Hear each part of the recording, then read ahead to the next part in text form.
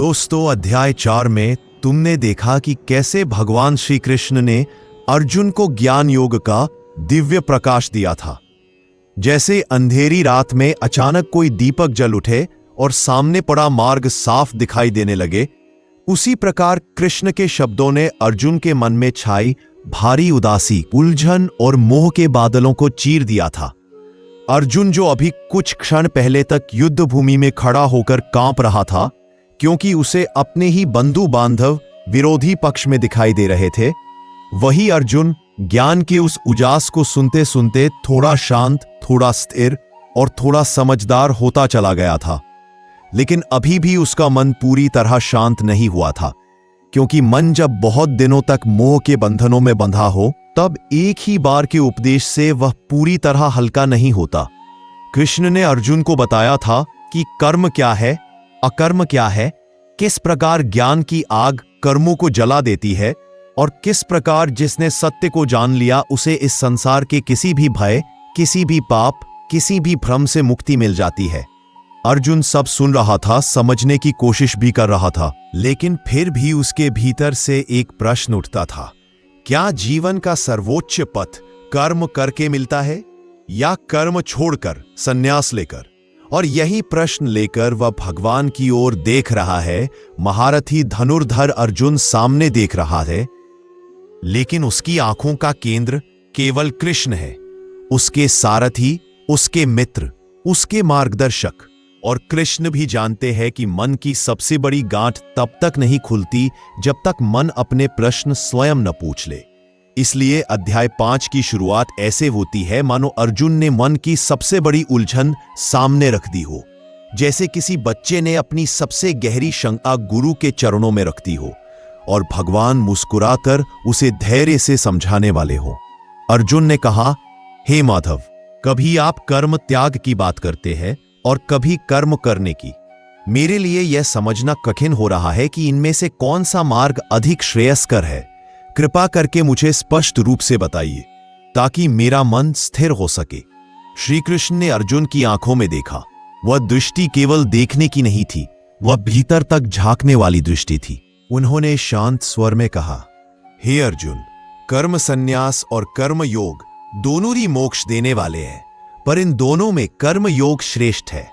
जो न किसी से द्वेष करता है, न किसी फल की कामना करता है, वही वास्तव में सन्यासी है, क्योंकि वह द्वंद्वों से मुक्त होकर सहज रूप से बंधनों से छूट जाता है। भगवान अर्जुन को यह नहीं कह रहे कि कर्म छोड़ देना ही सन्यास है। वे तो यह सिखा रहे हैं कि भीतर से जो बंधन है, उन्हें छोड़ना ही सच्चा सन्यास है। श्री कृष्ण आगे कहते हैं कि अज्ञानवश लोग कर्म योग और सन्यास को अलग अलग मार्ग मानते हैं, पर जो तत्व को जान लेता है वह देखता है कि दोनों का फल एक सा है। जो व्यक्ति कर्म योग में स्थित होकर निष्काम भाव से कर्म करता है, वही सन्यास के फल को भी पा लेता है। फिर श्री कृष्ण अर्जुन को समझाते हैं कि सन्यास बिना कर्म योग के कठिन है।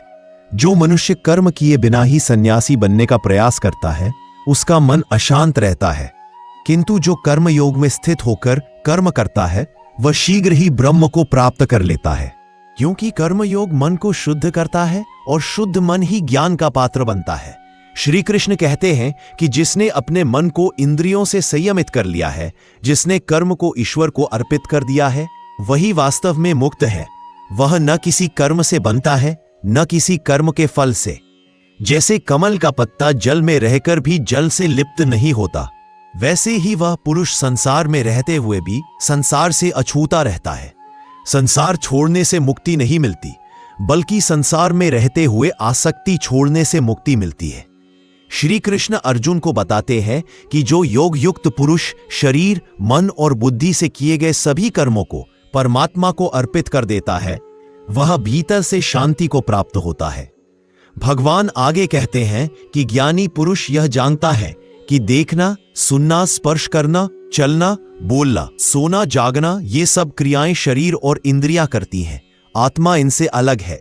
जो इस सत्य को समझ लेता है, वह कर्म करते हुए भी कर्तापन के अहंकार से मुक्त रहता है। दोस्तों, भगवान आत्मा और शरीर का भेद स्पष्ट कर रहे हैं। आत्मा न करता है न भोगता है, वह केवल साक्षी है। जब ये बोध स्थिर हो जाता है तब कर्म बंधन नहीं बनते। श्री कृष्ण कहते हैं कि जो पुरुष सभी कर्मों को ब्रह्म में अर्पित करके करता है और फल की इच्छा नहीं रखता, वह पाप से उसी प्रकार मुक्त रहता है जैसे जल में रहकर भी कमल अछूता रहता है। ऐसा पुरुष कर्म करता है फिर भी भीतर से निर्मल रहता है। फिर भगवान कहते हैं कि जो योगी आत्म संयम से युक्त है, जिसकी बुद्धि स्थिर है, वह संसार में रहते हुए भी सुख दुख से विचलित नहीं होता। उसके लिए न कुछ पाने का लोभ रहता है, न कुछ खोने का भय। यह स्थिति एक दिन में नहीं आती। इसके लिए अभ्यास चाहिए, धैर्य चाहिए और श्रद्धा चाहिए। श्री कृष्ण अर्जुन को समझाते हैं कि जो व्यक्ति अपने मन को जीत लेता है वही सच्चा विजेता है। बाहरी युद्ध तो क्षणिक होता है, असली युद्ध भीतर होता है। भगवान कहते हैं कि जिसने मन को वश में कर लिया उसके लिए मन मित्र बन जाता है, और जिसने मन को वश में नहीं किया उसके लिए वही मन शत्रु बन जाता है। इसलिए योगी को चाहिए कि वह निरंतर अभ्यास से मन को स्थिर करे। श्री कृष्ण आगे कहते हैं कि जो व्यक्ति भीतर से शुद्ध है, जिसने अपने संदेहों को ज्ञान से नष्ट कर दिया है, वह शीघ्र ही परम शांति को प्राप्त करता है। उसका जीवन संघर्ष नहीं, साधना बन जाता है। जैसे मैला दर्पण किसी को साफ प्रतिबिंब नहीं दिखा सकता, वैसे ही अशुद्ध मन सत्य को नहीं देख सकता। कर्म योग मन को साफ करता है और साफ मन में ही आत्मज्ञान प्रकट होता है। श्री कृष्ण कहते हैं कि जो पुरुष सब प्राणियों में अपने ही समान आत्मा को देखता है, वही वास्तव में ज्ञानी है। उसके लिए कोई ऊंच नीच नहीं, कोई अपना पराया नहीं। विद्या संपन्न ब्राह्मण, गाय, हाथी, कुत्ता और चांडाल, सब में वह एक ही चेतना को देखता है। और यही अध्याय 5 का हृदय है, समदृष्टि। जब दृष्टि समान हो जाती है तब द्वेष अपने आप समाप्त हो जाता है, और जहां द्वेष नहीं वहां शांति अपने आप उतर आती है। श्री कृष्ण आगे कहते हैं कि जिसने इस संसार में रहते हुए ही संभाव को पा लिया वही ब्रह्म में स्थित है। उसके लिए जन्म मरण का भय समाप्त हो जाता है, क्योंकि वह जान लेता है कि आत्मा न जन्म लेती है न मरती है। भगवान समझाते हैं कि बाह्य विषयों से मिलने वाला सुख क्षणिक होता है, उसका आरंभ है और उसका अंत भी। जो बुद्धिमान है वह उन सुखों में आसक्त नहीं होता, क्योंकि वह जानता है कि उनसे अंततः दुख ही उत्पन्न होता है। श्री कृष्ण आगे कहते हैं कि मनुष्य अक्सर उसी सुख के पीछे भागता है जो उसे बांधता है, और जो सुख उसे मुक्त करता है उसकी ओर ध्यान नहीं देता। श्री कृष्ण अर्जुन को उसी भीतर के सुख की ओर ले जा रहे हैं। श्री कृष्ण कहते हैं कि जो पुरुष इस जीवन में ही काम और क्रोध से उत्पन्न वेग को सहन कर लेता है, वही योगी है और वही सुखी है, क्योंकि काम और क्रोध ही मनुष्य को सबसे अधिक बांधते हैं। भगवान आगे कहते हैं कि वास्तविक आनंद आत्मा में है। जब साधक इंद्रियों के विषयों से दृष्टि हटाकर भीतर की ओर लौटता है, तब उसे वह आनंद मिलता है जो न घटता है न समाप्त होता है। यह आनंद शब्दों में नहीं समाता, इसे केवल अनुभव किया जा सकता है। श्री कृष्ण उसी अनुभव की ओर अर्जुन को ले जा रहे हैं। श्री कृष्ण समझाते हैं कि जो साधक बाह्य विषयों का त्याग कर दृष्टि को संयमित करके श्वास प्रश्वास को संतुलित करता है, वह मोक्ष के योग्य बन जाता है। ऐसा व्यक्ति भय, क्रोध और इच्छा से मुक्त हो जाता है।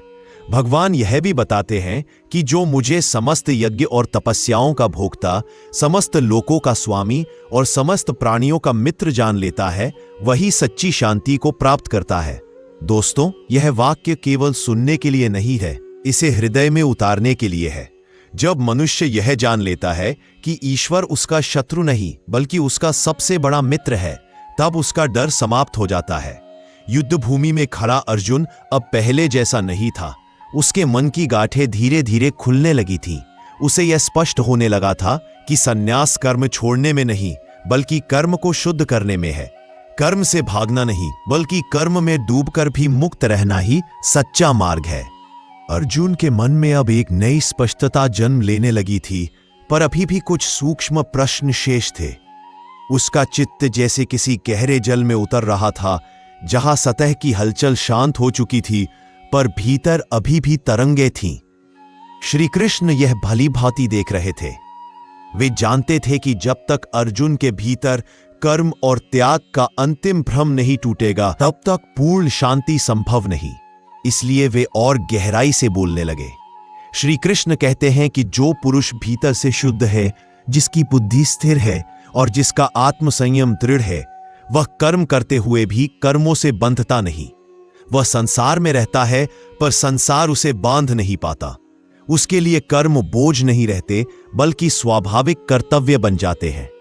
वह जो करता है उसे परमात्मा की सेवा समझकर करता है, इसलिए उसमें अहंकार का लेश भी नहीं रहता। जब अहंकार चला जाता है तब कर्म का भार भी चला जाता है।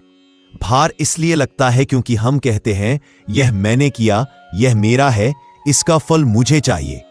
जहां यह मैं और मेरा समाप्त हुआ, वहीं से मुक्ति की यात्रा शुरू हो जाती है। श्री कृष्ण आगे कहते हैं कि जो पुरुष अपने शरीर को केवल एक साधन मानता है और आत्मा को अपना वास्तविक स्वरूप जानता है, वह न सुख में फंसता है न दुख से डरता है। उसके लिए जीवन एक यात्रा है, कोई बंधन नहीं। वह जानता है कि जो कुछ हो रहा है वह प्रकृति के गुणों द्वारा हो रहा है। आत्मा केवल साक्षी है। भगवान स्पष्ट करते हैं कि आत्मा न किसी को पाप देती है न पुण्य, न वह किसी का करता है न भोगता। अज्ञान के कारण मनुष्य स्वयं को कर्ता मान लेता है और उसी से बंधन पैदा होते हैं। जब ज्ञान का दीपक जलता है तब यह अज्ञान अपने आप मिट जाता है। ये बात सुनने में सरल लगती है पर जीवन में उतारने में समय लगता है, क्योंकि मनुष्य वर्षों से स्वयं को शरीर मानता आया है। पर श्री कृष्ण अर्जुन को यही सिखा रहे हैं कि तुम शरीर नहीं हो, तुम वह चेतना हो जो शरीर को चला रही है। श्री कृष्ण कहते हैं कि जैसे सूर्य सब कुछ प्रकाशित करता है, वैसे ही ज्ञान आत्मा के स्वरूप को प्रकाशित कर देता है। जब यह ज्ञान प्रकट होता है तब मनुष्य अपने भीतर और बाहर एक ही सत्य को देखने लगता है। उसके लिए अलग अलग कुछ नहीं रह जाता। भगवान आगे कहते हैं कि जो पुरुष इस ज्ञान से युक्त हो जाता है, उसकी बुद्धि संभाव में स्थित हो जाती है। वह न किसी की निंदा करता है न किसी की प्रशंसा में डूबता है, क्योंकि वह जानता है कि सब अपने अपने कर्म और स्वभाव के अनुसार चल रहे हैं। संभाव का अर्थ यह नहीं कि मनुष्य पत्थर बन जाए, बल्कि इसका अर्थ है कि उसका संतुलन बाहरी परिस्थितियों से न टूटे। सुख आए तो वह बह न जाए, दुख आए तो वह बिखर न जाए। श्री कृष्ण आगे कहते हैं कि जो पुरुष भीतर के आनंद में स्थित हो जाता है, उसके लिए बाहरी सुख साधन आकर्षण खो देते हैं। वह संसार का त्याग नहीं करता, पर संसार उस पर अधिकार भी नहीं कर पाता। भगवान स्पष्ट करते हैं कि इंद्रियों के विषयों से मिलने वाला सुख आरंभ में मधुर लगता है, पर अंत में दुख देता है। इसलिए जो विवेकी है वह उनमें आसक्त नहीं होता। वह जानता है कि स्थायी आनंद केवल आत्मा में है। यही कारण है कि अध्याय 5 में बार बार भीतर की ओर देखने की बात कही गई है। बाहर की दौड़ कभी समाप्त नहीं होती, पर भीतर की यात्रा पूर्णता की ओर ले जाती है। श्री कृष्ण कहते हैं कि जो साधक भीतर स्थित होकर कर्म करता है, वही सच्चा योगी है। उसके लिए कर्म और ध्यान अलग अलग नहीं रहते। उसका हर कर्म ही ध्यान बन जाता है, क्योंकि वह पूर्ण जागरूकता से किया जाता है। भगवान आगे बताते हैं कि जो पुरुष अपने भीतर उठने वाली इच्छाओं को पहचान लेता है और उन्हें विवेक से शांत कर देता है, वही वास्तव में मुक्त है। इच्छाओं का दबाव मनुष्य को कर्म का दास बना देता है, पर इच्छाओं की समझ उसे कर्म का स्वामी बना देती है। श्री कृष्ण यहां दमन की बात नहीं कर रहे, बल्कि समझ की बात कर रहे हैं। जो समझ जाता है उसे जबरदस्ती छोड़ना नहीं पड़ता, छोड़ना अपने आप हो जाता है। श्री कृष्ण कहते हैं कि जो पुरुष सब प्राणियों में मित्रता का भाव रखता है, जो किसी से वैर नहीं करता, वही परम शांति को प्राप्त करता है, क्योंकि वैर सबसे पहले मन को जलाता है, फिर दूसरों को। भगवान यह भी कहते हैं कि सच्चा योगी वह है जो न किसी से डरता है न किसी को डराता है।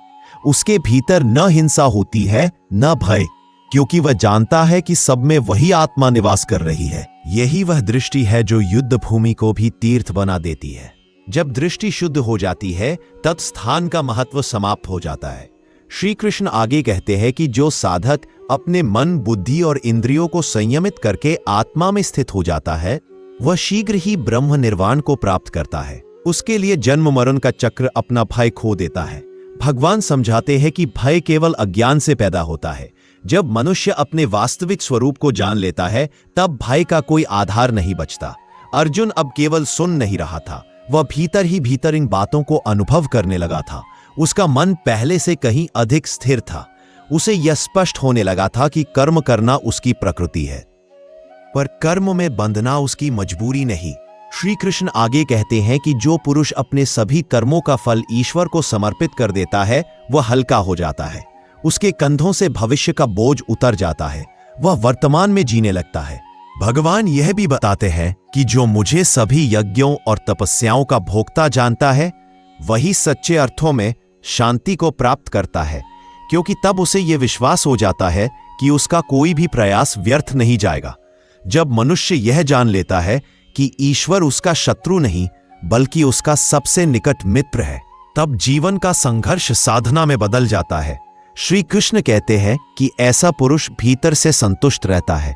उसे ना किसी से कुछ छीनना होता है, ना किसी से कुछ सिद्ध करना होता है। वह जैसा है वैसा ही पूर्ण होता है। युद्ध भूमि की हवा अब भी वही थी, शंखनाद भी वही था, पर अर्जुन के भीतर का वातावरण बदल चुका था।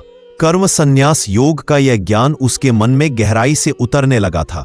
वह समझने लगा था कि संन्यास वस्त्र बदलने का नाम नहीं बल्कि दृष्टि बदलने का नाम है। अर्जुन अब केवल श्रोता नहीं रह गया था, वह स्वयं उस अनुभूति के द्वार पर खड़ा था जिसकी ओर श्री कृष्ण उसे ले जा रहे थे। उसके भीतर एक गहरी शांति उतरने लगी थी, पर यह शांति जड़ नहीं थी, उसमें जागरूकता थी। श्री कृष्ण ने उसके चेहरे की बदलती भाव भंगिमा देखी और समझ गए कि अब समय है अंतिम गांठों को खोलने का। श्री कृष्ण कहते हैं कि जो पुरुष अपने भीतर के आनंद में स्थित हो जाता है, जिसके लिए आत्मा ही उसका सुख बन जाती है, वही वास्तव में ब्रह्म में स्थित है। ऐसा व्यक्ति बाहरी विषयों से मिलने वाले आकर्षण से प्रभावित नहीं होता। वह जानता है कि बाहर का सुख क्षणिक है और भीतर का आनंद शाश्वत। यह कोई कल्पना की बात नहीं है। जब मन बार बार बाहर से लौटकर भीतर टिकने लगता है तब यह अनुभव धीरे धीरे स्पष्ट होने लगता है। श्री कृष्ण अर्जुन को यही मार्ग दिखा रहे हैं। भगवान आगे कहते हैं कि जो साधक इंद्रियों के विषयों से उत्पन्न सुखों में नहीं उलझता वही वास्तव में बुद्धिमान है, क्योंकि वे सुख अंत में दुखी देते हैं। विवेकी पुरुष पहले ही यह जान लेता है और उनसे दूरी बना लेता है। श्री कृष्ण समझाते हैं कि जो मनुष्य इस जीवन में ही काम और क्रोध के वेग को सहन कर लेता है वही सच्चा योगी है, क्योंकि काम और क्रोध ही सबसे बड़े बंधन है। जब ये शांत हो जाते हैं तब मन अपने वास्तविक स्वरूप में टिक जाता है। दोस्तों, काम और क्रोध कोई बाहर से आए शत्रु नहीं है, ये भीतर की ही शक्तियां हैं जिन्हें समझकर संतुलित किया जा सकता है। श्री कृष्ण दमन नहीं, विवेक सिखा रहे हैं। श्री कृष्ण आगे कहते हैं कि जो साधक बाह्य विषयों को त्याग कर दृष्टि को भीतर स्थिर करता है, श्वास प्रश्वास को संतुलित करता है और इंद्रियों को संयम में रखता है, वह मोक्ष के योग्य बन जाता है। ऐसा साधक भय, इच्छा और क्रोध से मुक्त हो जाता है। भगवान यह स्पष्ट करते हैं कि यह साधना किसी विशेष स्थान या समय की मोहताज नहीं है, यह भीतर की स्थिति है। जहां भी मन संयमित हो जाता है वहीं योग प्रकट हो जाता है। श्री कृष्ण अर्जुन को युद्ध भूमि से भागने के लिए नहीं बल्कि उसी भूमि को साधना का क्षेत्र बनाने के लिए तैयार कर रहे हैं। श्री कृष्ण कहते हैं कि जो पुरुष अपने मन, बुद्धि और इंद्रियों को आत्मा में स्थित कर लेता है वह शीघ्र ही ब्रह्म निर्वाण को प्राप्त करता है। उसके लिए संसार का प्रवाह भय का कारण नहीं रहता। भगवान आगे बताते हैं कि जो व्यक्ति सब प्राणियों का हित चाहता है, जो किसी से वैर नहीं करता, वही शांति का अधिकारी है, क्योंकि शांति किसी से छीनी नहीं जा सकती, वह भीतर से ही उत्पन्न होती है। श्री कृष्ण एक बहुत बड़ा रहस्य खोलते हैं। जब तक मनुष्य दूसरों को शत्रु मानता है तब तक वह स्वयं का भी मित्र नहीं बन सकता। श्री कृष्ण आगे कहते हैं कि जो मुझे समस्त यज्ञों और तपस्याओं का भोक्ता, समस्त लोकों का स्वामी और समस्त प्राणियों का मित्र जान लेता है वही परम शांति को प्राप्त करता है। यह जान लेना केवल बौद्धिक नहीं बल्कि हृदयगत होना चाहिए। भगवान समझाते हैं कि जब साधक यह मान लेता है कि उसका हर प्रयास ईश्वर की दृष्टि में है, तब उसके भीतर का डर समाप्त हो जाता है। उसे यह चिंता नहीं रहती कि उसका फल क्या होगा। विश्वास ही सबसे बड़ा सहारा है, और जब विश्वास ईश्वर पर टिक जाता है तब जीवन का भार हल्का हो जाता है।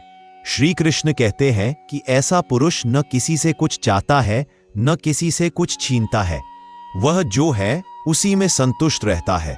संतोष ही उसकी सबसे बड़ी संपत्ति बन जाती है। भगवान आगे बताते हैं कि जो पुरुष भीतर से शांत है वही बाहर भी शांति फैला सकता है। अशांत मन कभी किसी को शांति नहीं दे सकता। अर्जुन अब यह समझने लगा था कि कर्म संन्यास योग का अर्थ कर्म छोड़ना नहीं, बल्कि कर्म के साथ जुड़ी अशांति को छोड़ना है। श्री कृष्ण आगे कहते हैं कि जो साधक अपने भीतर के साक्षी भाव में स्थित हो जाता है, उसके कर्म स्वतः ही शुद्ध हो जाते हैं। उसे अलग से पवित्र बनने का प्रयास नहीं करना पड़ता।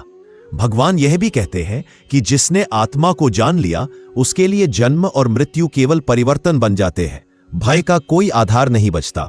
युद्ध भूमि में खड़ा अर्जुन अब भीतर से एक साधक बन चुका था। उसके लिए युद्ध अब हिंसा नहीं बल्कि कर्तव्य का पालन बनता जा रहा था। श्री कृष्ण कहते हैं कि जो पुरुष आत्मा में स्थित होकर कर्म करता है वही सच्चा सन्यासी है और वही सच्चा कर्मयोगी भी है। दोनों में कोई भेद नहीं रह जाता। भगवान के शब्द अब अर्जुन के भीतर गूंज रहे थे। उसका मन हल्का था, उसकी दृष्टि साफ थी। कर्म संन्यास योग का मर्म अब उसके हृदय में उतर चुका था। पर अर्जुन अब मौन था, पर उसका मौन खाली नहीं था। वह मौन समझ से भरा हुआ था। श्री कृष्ण उसके सामने वैसे ही खड़े थे जैसे कोई दीपक अंधेरे कमरे में खड़ा हो, कुछ कहे बिना भी सब कुछ प्रकाशित करता हुआ। श्री कृष्ण ने देखा कि अर्जुन का मन अब प्रश्नों से नहीं, स्वीकार से भर रहा है। तब उन्होंने अपनी वाणी को और अधिक कोमल बना लिया, मानो अंतिम सत्य को धीरे से हृदय में उतार रहे हों। श्री कृष्ण कहते हैं कि जो पुरुष अपने भीतर की शांति को पहचान लेता है वही वास्तविक अर्थों में जीवित है। बाहरी हलचल जीवन नहीं है, बाहरी संघर्ष जीवन नहीं है। जीवन वह है जो भीतर मौन में बहता है, और वही मौन तब प्रकट होता है जब मनुष्य अपने कर्मों से भागता नहीं बल्कि उन्हें समर्पण के साथ करता है। श्री कृष्ण अब अर्जुन को किसी सिद्धांत की शिक्षा नहीं दे रहे बल्कि जीवन जीने की कला सिखा रहे हैं। श्री कृष्ण कहते हैं कि जो व्यक्ति यह समझ लेता है कि वह करने वाला नहीं है, केवल माध्यम है, उसके भीतर का बोझ अपने आप उतर जाता है। फिर कर्म थकाते नहीं बल्कि ऊर्जा देने लगते हैं। श्री कृष्ण आगे कहते हैं कि संसार में रहते हुए भी जो पुरुष भीतर से निर्लेप रहता है वही वास्तव में मुक्त है। जो अपने मन को बार बार आत्मा में विश्राम देना सीख लेता है उसके लिए संसार की कोई भी परिस्थिति असहनीय नहीं रहती। सुख आता है तो वह कृतज्ञ रहता है, दुख आता है तो वह धैर्य में स्थित रहता है। यही वह अवस्था है जहां मनुष्य शिकायत करना छोड़ देता है, क्योंकि शिकायत वही होती है जहां अपेक्षा होती है, और जहां समर्पण होता है वहां स्वीकार अपने आप आ जाता है। श्री कृष्ण कहते हैं कि जो व्यक्ति अपने भीतर उठने वाले विचारों को देख पाता है वही उनसे ऊपर उठ पाता है। जो देख नहीं पाता वही उनसे बह जाता है। इसलिए योग का अर्थ केवल बैठकर ध्यान करना नहीं बल्कि हर क्षण जागरूक रहना है। भगवान यह भी स्पष्ट करते हैं कि आत्मा न किसी को दंड देती है न पुरस्कार। आत्मा केवल साक्षी है। मनुष्य अपने कर्मों के फल स्वयं ही भोगता है, क्योंकि प्रकृति का नियम निष्पक्ष है। जब यह समझ स्थिर हो जाती है तब मनुष्य दूसरों को दोष देना छोड़ देता है। दोष देने की आदत ही मनुष्य को सबसे अधिक अशांत करती है। श्री कृष्ण अर्जुन को उसी अशांति से मुक्त कर रहे थे। श्री कृष्ण आगे कहते हैं कि जो पुरुष सब प्राणियों को अपना ही विस्तार मानता है वही किसी को हानि नहीं पहुंचा सकता, क्योंकि तब दूसरे को चोट पहुंचाना स्वयं को चोट पहुंचाना बन जाता है।